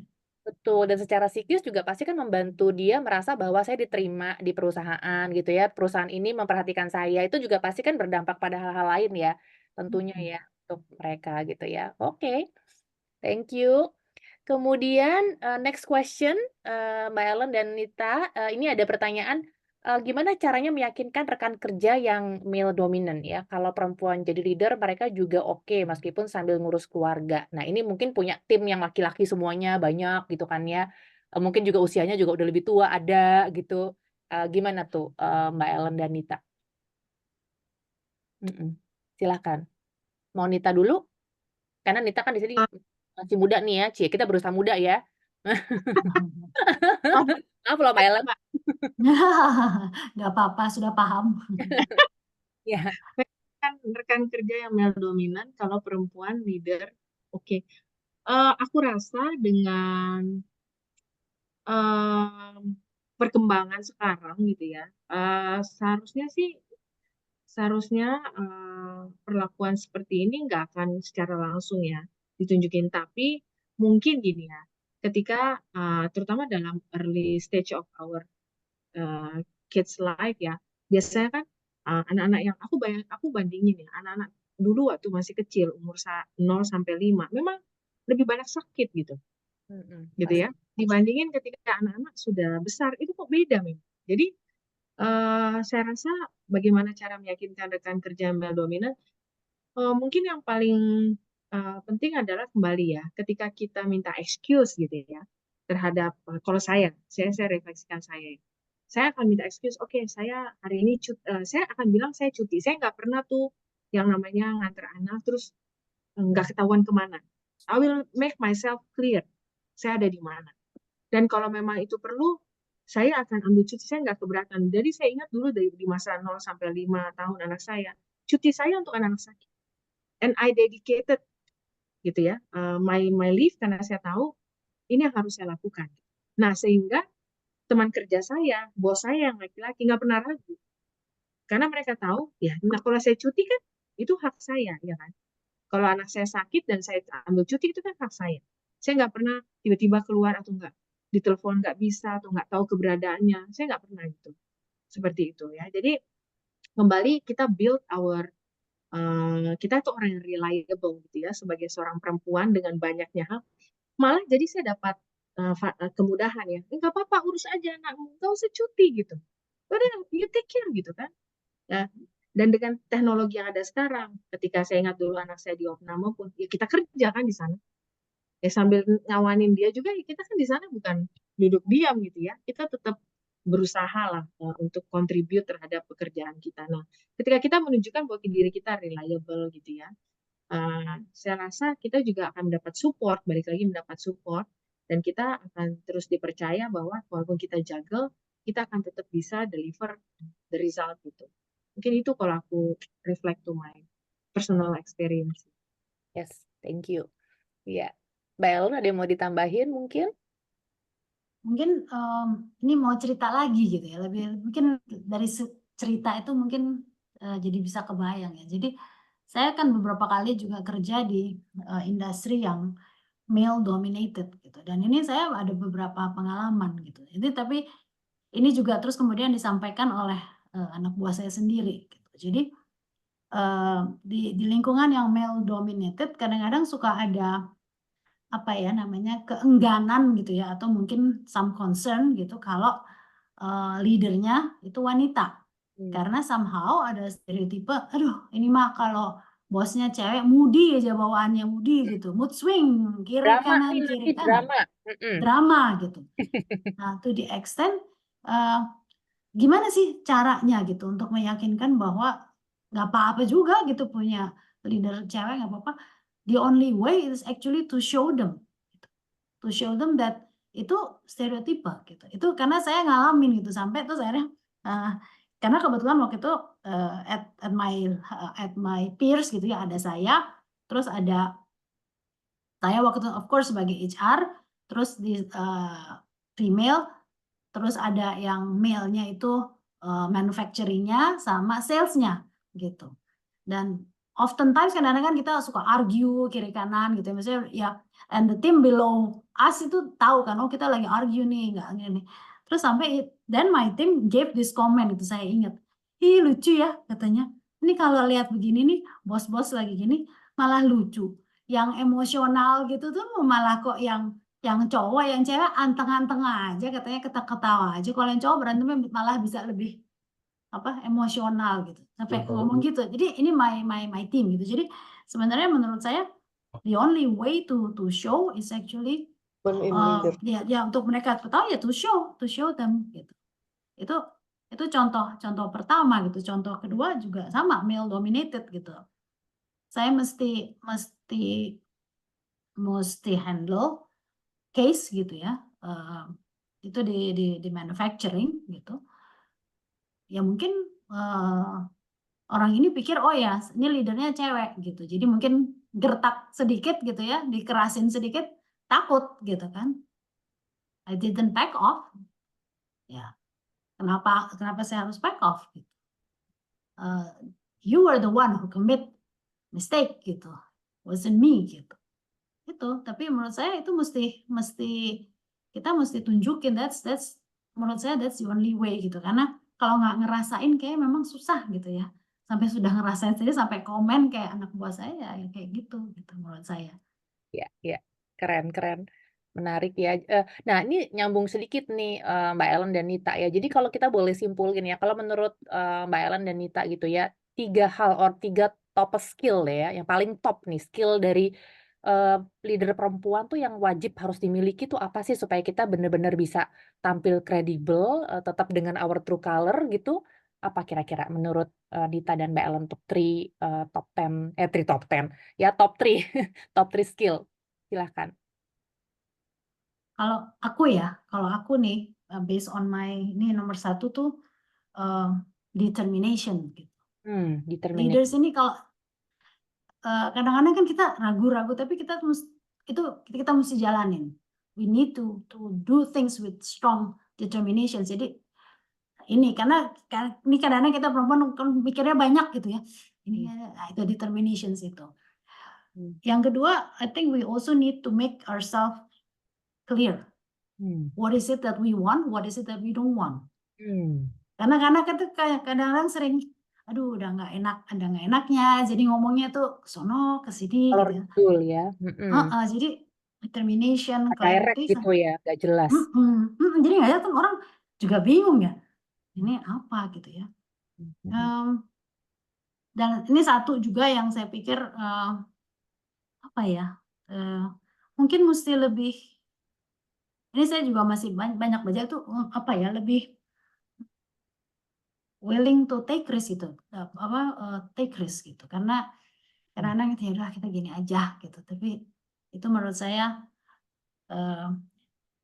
itu yang akan bisa membedakan gitu ya. Jadi ya pertama tadi kayak determinasi gitu ya, terus clear gitu ini kita maunya apa, yang kita nggak mau apa gitu, sama ya willing to take risk gitu. Buat aku itu ya. Iya. Iya, kebayang ini kalau ada perempuan melakukan ini itu pasti akan kelihatan menonjol banget sih memang Mbak Ellen ya, khususnya ketika menjadi leader di antara tadi ya male dominated, ketika kita juga sanggup melakukan ini di antara mereka pasti kredibilitasnya dan respect-nya akan otomatis muncul sih pasti ya. Dari Nita gimana? Kalau aku pertama untuk kita bisa maju gitu ya sebagai seorang perempuan dan naik ke leadership role gitu, have or build self confidence. Ya mungkin badai gitu ya di jalan gitu, di tengah jalan gitu ya akan menempa gitu ya. Tapi ketika kita kembali ya tahu kita punya capability itu, kita harus confident gitu ya dengan diri kita, walaupun ya nggak boleh overconfident sih, nggak mau dengar feedback gitu, nggak mau belajar lagi, bukan itu ya maksudnya. Tapi kadang-kala tadi yang kita selalu bicara ada trust failing gitu ya, apa yang lagi tren lagi ini imposter feeling gitu ya, bahwa kita tuh nggak, kita doubt, padahal imposter feeling ini dialami oleh orang yang perempuan-perempuan yang sebenarnya mampu, tapi Mm-mm. entah kenapa ada self doubting gitu ya. Jadi dengan kita punya confidence itu, kita gagal pun nggak apa-apa, kita belajar dari kegagalan. Jadi jangan pernah takut kita tuh gagal ya. Banyak industri-industri yang bilang bahwa it's okay to make mistake, bukan kesalahan yang berulang-ulang. Karena ketika kesalahan itu terjadi pun perusahaannya akan growing gitu ya. Terus yang selanjutnya aku selalu tekankan sama diriku, uh, resiliensi, kembali balik lagi ya.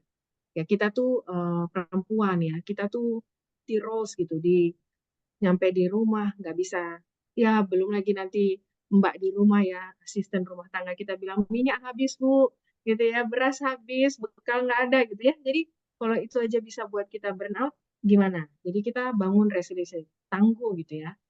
Walaupun kembali nggak bisa semua kita kerjakan, tapi bagaimana membangun ketahanan gitu. Dan itu kayak olahraga, itu dibangun over the period of time gitu. Nggak bisa tiba-tiba kita jadi resilient banget gitu ya. Yang selanjutnya menurutku kompetensi yang paling ininya ya love ourselves aja gitu ya. Don't put much pressure lah to us, kita kita imperfect aja lah gitu ya. Ya, kita kurang gitu. Anak kita akan bilang, "Mami kok Mami nggak tahu baju dress code apa di sekolah, saya jadi salah." Itu saya gitu ya. Saya sering tuh bawa anak saya ke sekolah, ternyata ada dress code gitu ya. So sorry, sorry gitu. Atau saya dimarahin oleh mama-mama di situ kayak, "Kamu tuh kok nggak tahu ya apa yang anak kamu ini tuh, sorry Mbak. Ya, nanti ini ya bayar, nanti kasih tahu saya lagi ya gitu ya.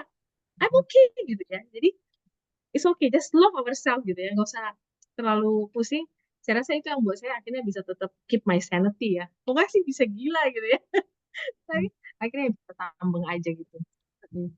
Jadi mungkin malah bukan perfeksionis ya yang menjadi kompetensi ke situ yang menjadi hebat, perempuan hebat. Jadi ini malah nggak ke sana ya tentunya ya Mbak Ellen dan Nita ya? Enggak. Enggak. Nobody's perfect. Nobody's Nobody's perfect. perfect. Mau Tidak. dia cewek, mau cowok, Hmm. nobody's perfect. Nggak juga kita selalu berusaha mengatur, mengendalikan semuanya supaya semuanya sempurna juga gitu ya. Kita juga tadi ya ada willing to take risk juga, mau seek help juga gitu ya. Tapi yang pasti yang tadi saya lihat sama dari Mbak Ellen dan Nita adalah determinasi ya, resilience yang tadi itu, ya kan, daya juang yang tangguh, gimana kita tetap pokoknya maju aja gitu kan, willing to take risk gitu ya, jangan takut gagal, self confidence pastinya ya, kemudian communication yang clear ya. Saya rasa itu akan betul-betul berdampak ya untuk teman-teman perempuan yang memang benar-benar ingin, tampil menjadi, leader yang kredibel gitu ya. Oke, satu pertanyaan lagi sebelum kita recap akhir nih, nggak terasa sudah jam segini, rasanya asik banget Mbak Ellen dan Nita, mudah-mudahan masih belum bosan juga teman-teman yang lain. Iya sebelum closing juga nanti kita harus foto-foto. Ini sebenarnya pertanyaannya lucu nih, pernah nggak sih kalau dapet challenge-nya dari sesama perempuan justru? Gitu, kalau tadi kan male dominated kan biasa ya, kita udah siap atau udah kebayang nih, tapi perempuan sendiri nih yang men-challenge kita gitu, gimana? Pernah nggak? Iya, kalau pengalamanku malah pernah banget, dan Oh itu ya? malah, iya karena aku malah merasakan kalau uh, pengalamanku gitu ya. Karena female leaders kita kecenderungan, kita bisa bilang gini, saya juga pernah kok kayak kamu. Hmm. Ya, dulu saya nggak kayak kamu. Masa kamu gitu aja kan? Kita bisa kayak gitu ya. Gitu. Jadi saya merasakan, dan saya nggak mau melakukan itu karena saya pernah mendapat perlakuan seperti itu.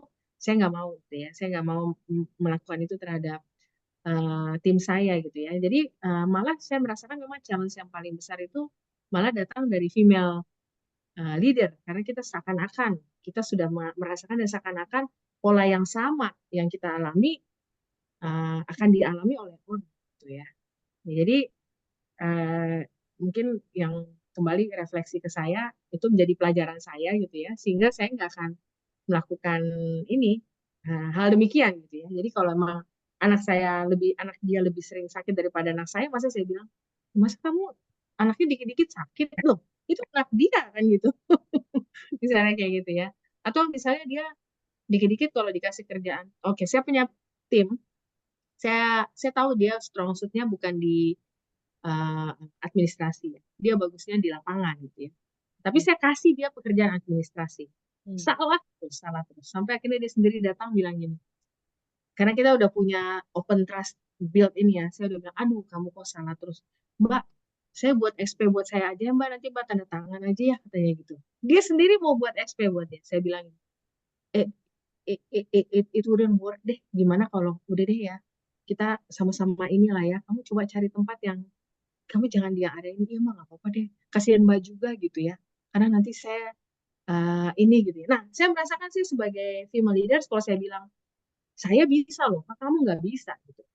Tapi instead, saya bisa dalam tahap stage itu that closeness gitu dengan my team, sehingga dia sendiri mengakui bahwa ya udah ini saya nggak bisa, tapi daripada saya ngerepotin Mbak Nita gitu ya, oh, kita kita pisah aja. Tapi sekarang kita masih maintain good relationship ya, ya karena eh, ya itu tadi ada proses yang baik, walaupun sama-sama mengakui bahwa ya itu bukan area saya lah gitu. Mm-mm. Iya, iya. Jadi ketika di-challenge memang Nita juga berusaha understanding ya, kenapa sih dia begitu, perspektifnya seperti apa, and then kita bukannya mengkonfront, tapi berusaha memahami juga gitu ya, situasinya dia dan lain-lain gitu. Ada gitunya Ya, juga. ya, saya dari awal udah tahu nih, saya taruh nih orang nih kayaknya bukan area yang biasa dia lakuin. Jadi resiko kan ada di saya juga. Saya sebagai female leadersnya gitu nggak kasih, saya pasti kasih pressure, oke, mau berubah nggak gitu. Tapi dia sendiri tahu gitu, "Oh, kayaknya nggak bisa yang baik." Dan kita ended up dengan baik-baik aja gitu. Nggak semua itu harus berakhir dengan satu hal yang menyakitkan gitu. Itu yang saya mau sampaikan gitu ya. Sebagai female leaders gitu ya, perlakuan yang tidak menyenangkan saya dapatkan dulu gitu, saya nggak akan lakukan itu. Mm-mm. Ke, I will do differently, I will try to do differently. Iya, tabungan-tabungan melakukan hal seperti itu kan yang akhirnya membuat tadi nggak ada huru-hara kan di belakang biasanya. Iya, iyalah. Kalau nggak punya itu pasti huru-hara tuh di belakang kan. Iya. Mbak Ellen gimana? Ada tambahan nggak? Jadi gini ya, ini kembali lagi nih, ini aku sharing lagi cerita gitu ya. Jadi kadang-kadang ini aku sendiri ngalamin, jadi tanpa aku sadari gitu sebenarnya aku ini juga jadi challenger bagi my team member yang adalah female gitu. Ini kejadiannya kayak gini, lagi bicara mengenai succession ya, lagi bicara mengenai succession. Tim aku nih cewek gitu ya.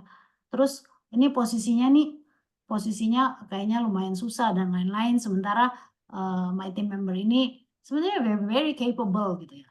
Jadi very capable, terus tapi kerjaannya susah. Ini banyak hardship-nya lah, kira-kira banyak hardship-nya. For which waktu itu aku bilang ini kayaknya eh, nggak bisa deh. Ini dia ini it must be very tough for her gitu untuk take on this role gitu. Jadi biasnya ini sebenarnya kan bias baik hati gitu ya, benevolent bias gitu kan. Bukannya ini, tapi terus tiba-tiba aku ingat waktu itu di dalam meeting itu terus lah ada yang bilangin, sebentar, whether this would become a real challenge for her kan the best way ditanya ya sama orangnya ya, bener apa enggak. Do not assume. Jadi sama seperti yang tadi Hena, jangan assume gitu. Ini assume-nya aku assume baik hati ceritanya gitu kan. Aduh jangan deh, kasihan dia kayaknya lagi ini jagel gitu. Tapi itu yang sebenarnya terjadi kadang-kadang kita apa ya, either kita pikir ya semua orang akan mengalami hal yang sama yang tadi seperti Henita bilang. Jadi tanpa kita sadar kadang-kadang ya itu ya sesama female leaders, female professionals juga kadang-kadang kita juga suka becoming challenge of our fellow female professionals gitu ya. Ini yang tadi Nita bilang tuh bener banget gitu. Ini aku juga ngalamin, jadi tanpa sadar kadang tiba-tiba itu aku kaget banget tuh di meeting itu tuh. Oh iya ya, ini gue iya ya bener ya, gue bias juga nih, gue malah bias gitu, benevolent bias. Mm-mm. Tapi tetap baik-baik aja kan Mbak Ellen, eventually hubungannya gitu kan ya, tetap bisa Iya, dijaga baik ya pastinya. iya. Iya. Iya, karena memang tadi ya pasti ada compassionate dan juga empathy Iya, kan. compassionate tapi kadang-kadang malah jadinya itu tadi, Tadi ya, compassionate malah bias yang itu, malah heeh, bias positif. nggak membantu. Iya, malah nggak membantu sebenarnya. Oke, oke, oke. Jadi apa dong kesimpulannya kalau kayak gitu ya? Karena ini tadi sebenarnya bukannya kita di-challenge as in kita ini kayak direndahkan deh. Kita pernah nggak sih Mbak direndahkan gitu sama yang sesama perempuan gitu? Kalau yang kita yang direndahkan oleh sesama perempuan gitu mungkin? Atau enggak kan? Nggak pernah ya? Karena kita udah tampil Mbak Ellen dan Nita yakin banget nih aku udah kredibel banget. Jadi nggak berani nih pasti kayaknya. Dari pemandang aja Mbak Nita dan Mbak Ellen udah orang udah, iya udah oke. Gitu mungkin ya. Oke, oke. Bias baik hatinya juara, Mbak. Nah, ini ada yang komen nih ya, reminder buat kita perempuan untuk dukung sesama perempuan. Dengerin ini sambil pumping tuh ya, luar biasa. Kan ini juga pasti calon leader perempuan nih ya, karena mau belajar terus. Kayak Mbak Ellen juga sebenarnya ada sesi belajar nih hari ini harusnya kan, tapi mau meluangkan waktu untuk kita semuanya ya. Rasanya sih waktu juga yang memisahkan kita ya teman-teman, kalau perlu kita pengennya sih sampai semalam suntuk ya, tapi kayaknya nggak mungkin kan ya. Oke, nah kayaknya aku punya utang harus ngasih hadiah nih kayaknya ya kepada para, apa, penanya ya. Aku cari contekan dulu ya, ini biasanya teman-teman panitia juga udah mulai menganalisa ya, siapa yang, ini, yang bisa. Nah, kemudian, oke, ini udah fix ya teman-teman panitia udah membacakan. Nanti, aku bacakan di sini. Hadiah Philips-nya, nah ini dari, Mbak Nita kasih sponsor Philips ya, ada shaver itu untuk, Mbak Eis, Sri Nurhayati, kemudian hair dryer untuk Mbak Ayu A, kemudian ada electric toothbrush, Badai, ya, kemudian ada GoPay 150.000 dari, Flori 98 ya, ada Sally, Inggit, dan Putri. Nah, mohon untuk nama-nama yang, barusan disebutkan bisa mungkin menjapri ya, menjapri kami ya, atau, gimana ya caranya ya, cara menghubungi kita gimana ya? Oh ya boleh kontak saya nih katanya Asti di kolom chat ya. Asti boleh kasih nomor teleponnya, tolong nanti segera dihubungi karena kalau enggak nanti hangus ya masuk ke panitia nih teman-teman hadiah-hadiahnya, karena panitia juga udah ngiler sebetulnya ya, ini kita nggak boleh dapat juga ya. Seperti itu. Oke, sebelum bubaran saya recap dulu ya. Jadi ada beberapa hal yang tadi aku catat dari apa yang Mbak Ellen dan Nita juga sudah sampaikan ya, yang menurut saya, rasanya bisa jadi bahan renungan untuk teman-teman perempuan yang ingin menjadi leader ya. Pertama-tama kalau kita mendapatkan, apa ya, tadi ya, serangan, bias atau apapun itu, kita diremehkan ya, kita nggak usah baper rasanya ya, kita terima aja gitu kan, kita ikhlaskan bahwa memang, itu terjadi si gender bias itu, tinggal gimana kita melakukan sesuatu untuk menunjukkan bahwa kita bisa menjadi leader perempuan gitu kan ya. Kita yakin dengan kompetensi dari diri kita percaya diri, dan tentu dengan kita sebagai perempuan dengan tuntutan peran yang beraneka rupa, sebagai istri, sebagai anak, sebagai ibu, sebagai leader, kalau kita, stres, which is very normal juga, kita bisa seek help for others ya kan, dan kita juga tadi Nita bilang kita should love ourselves ya, kita mesti cari cara untuk kita bisa juga merhatiin diri kita sendiri, dan juga seek help, kita mesti kenali kita bisa minta bantuan ke siapa, ya, menjadi vulnerable juga bukan berarti kita weak, ya kan. Kemudian tadi juga ada mengenai prioritas, ya. Ternyata, memang tidak mudah ketika kita dihadapkan pada sebuah prioritas, sebenarnya yang menjadi kunci adalah dengan punya personal value. Jadi teman-teman, supaya lebih gampang ya menghindari rasa bersalah, lebih mantap majunya, sebaiknya kita mulai identify ya, our own personal value itu apa. Supaya nanti kita lebih tahu kita akan melakukan apa ke depannya yang lebih baik untuk kita dan bukan berarti sama dengan yang lainnya, seperti itu. Ya, kemudian kompetensi yang kita perlu selalu asah, untuk kita bisa selalu, menjadi leader yang kredibel, khususnya perempuan, ya kan, karena kita punya banyak challenge, ya, kita harus selalu punya determinasi, ya. Self confidence kita, harus kita selalu tingkatkan, daya juang, ketangguhan, ya kan, yang kayak tadi Nita juga bilang ya, jangan sampai hanya perkara-perkara sedikit kita gampang sekali menyerah. Which is ya udah kayak Mbak Ellen juga bilang ya kita terima ya mungkin sekarang kita nggak tahu caranya gimana but we will find a way gitu. Ya kalau kata Gojek selalu ada jalan kan ya, biar kita bisa maju gitu kan ya. Kemudian komunikasinya mesti jelas, harus clear, kita harus tahu kita mau apa yang kita nggak mau dan orang mesti bisa nangkep maksud kita apa. kemudian juga willing to take risk, jangan takut gagal, ya. Saya rasa itu sih, ya, yang rasanya bisa jadi bahan renungan untuk teman-teman perempuan semua di luar sana, Kartini-Kartini masa kini, gitu kan ya. Oke, baik, terima kasih banyak. Rasanya sebelum kita bubar harus foto dulu nih ya. Yuk Ya. silakan teman-teman. Kita buka boleh nih teman-teman yang masih hadir, boleh dibuka kameranya. Sebentar ya. Oke, saya akan kasih aba-aba karena fotonya kayaknya, oh bisa langsung ya nih 25 orang masuk semua. Oke, baik. Ya, sebentar saya hitung dulu, bentar 25. Oke, saya akan kasih aba-aba kepada teman-teman ya. 1, 2, 3 pakai gaya yang paling disukai ya. Oke, 1, 2, 3. Oke. Ada lagi yang mau buka kamera nggak? Oke, baik. Kalau begitu rasanya sudah dari panitia apakah ada lagi yang perlu kita sampaikan atau boleh kita tutup? Sudah malam sepertinya, sudah jam 9. Aman ya? Oke, baik kalau begitu terima kasih banyak Mbak Ellen, Nita untuk sharing-nya yang luar biasa. Ya, saya yakin banget teman-teman yang hadir di sini bisa banyak mendapatkan manfaat dan semoga selalu menjadi inspirasi untuk semua orang di sekitar kita ya. Terima kasih banyak Fakultas Psikologi UI dan juga panitia dari DIS Natalis Psikologi UI. Terima kasih banyak. Sampai ketemu lagi di sesi-sesi yang asik lagi. Thank you. Thank you semua. Thank you. Bye-bye. Terima kasih banyak Mbak Ellen, Bu Henita. Thank Terima you. kasih banyak Mbak Diah Ayu. Terima kasih semua. Terima kasih. Terima kasih ya. Selamat Thank you. beristirahat. Iya. Istirahat. Bye. Oke. Iya, terima kasih banyak Mbak Ellen. Silakan kalau mau Terima leave. kasih banyak ya Mbak Ellen, Dai. Ya. Udah.